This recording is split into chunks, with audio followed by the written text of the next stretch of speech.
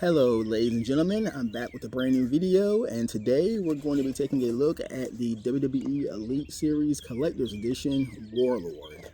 Warlord, a character that you may recognize if you were a fan of WWE in the early 90s and if you were a fan of wrestling in the late 80s. Do not know a lot about this guy, so we're actually going to go to the back of the box. Excuse me. So as we see, the description, one half of the powers of pain. Warlord brutalized opponents with his massive size and incomparable strength. Warlord was a tag team partner of the Barbarian, and if you kind of grew up really in the 90s and definitely were a fan in the mid 90s, you would recognize the Barbarian as one half of the Faces of Fear tag team with Mang, aka Haku, in WCW. So Warlord was a part of the, he was a tag team partner, and I mean by 80 standards, 80 standards, WWE, big guy, very muscular. Probably wasn't the best in-ring performer, but back in that era, I mean that's what the business was all about: big hulking guys. And actually, the Powers of Pain, and to an extension, Demolition, definitely more so, more so Demolition. But if you look at this figure, and we'll actually get into it, but you can actually see this figure, he had a very close resemblance to another popular tag team of the 80s and early 90s, the Road Warriors.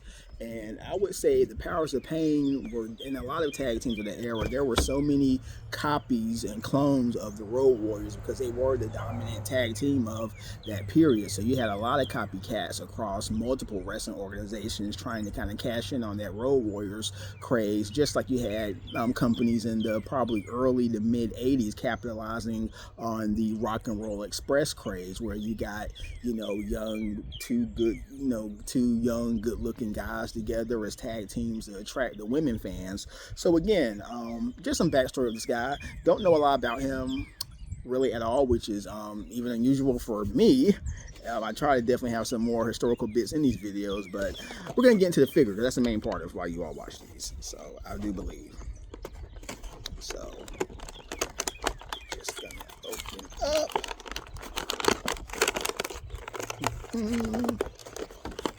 And this caught my attention because it was just it just looked so good. And I got this from a toy store in Greensboro called Nerd Bombers. And I was just, they had a lot of selections, and I was like, man, what should I get? I was actually going to get, it was between this, Rey Mysterio, and not sure what the other one was, but I was just like, hard decision. And then I was like, which figure will I probably, just looks the coolest that I may not see again? And this just stood out to me. And yeah, the only other additional accessory, interchangeable hands, that's part, of course. And this is just a good looking figure. I mean, big. He's a big guy, so the figure has some height on it. Nice, nice build. I don't want to say the word build is the right word, but that's okay. It's getting a little windy out here. But yeah, very good looking figure. You kind of have the biker apocalyptic look, with the chains and stuff. Clearly another nod to, the Road Warriors influence. You can definitely see more so with the face paint and, the haircut, because this is definitely molded off of, Road Warrior Hawk with the kind of split, mohawk haircut, the paint, even, the black and white. Not black and white, black and red, kind of theme with the outfit. And on see you have Warlord on one side, the other side you have